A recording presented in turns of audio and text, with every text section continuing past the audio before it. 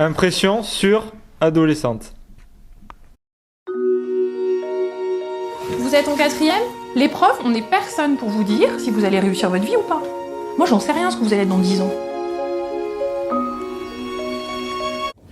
Est-ce que tu t'associes à ce film?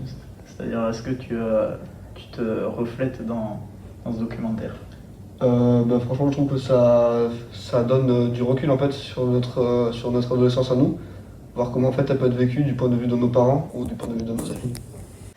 Moi je trouvais que c'était gênant parce que on se retrouve vraiment dans l'intimité des gens.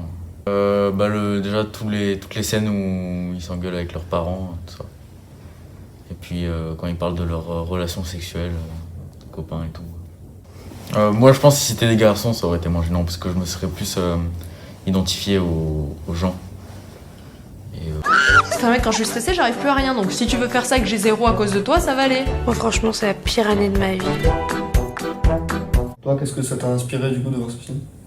Ça m'a fait voir des choses aussi qu'on ne peut pas spécialement voir quand on est à la place des ados, c'est-à-dire la réaction des parents ou autres. Et que d'un point de vue extérieur, on peut mieux se rendre compte qu'est-ce que ça donne, quoi, la manière de parler ou de bosser, etc. Une scène forte dans ce film. Je pense que c'est quand sa fille elle quitte la maison, que en fait on se rend compte que les parents, même si on voit que pourtant pour la fille elle passe quand même assez beaucoup de temps à se faire gronder, en fait sa mère elle est beaucoup attachée à elle. La plus heureuse des deux. Je pense que c'est Emma.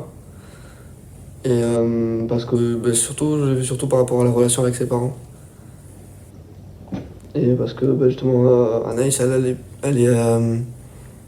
apparemment elle se fait assez souvent gronder et puis elle finit par quitter la maison. Compliqué, hein, c'est... Les disputes, c'est un peu comment on dit, une discussion de sourds, je crois, c'est comme ça qu'on dit. Ouais.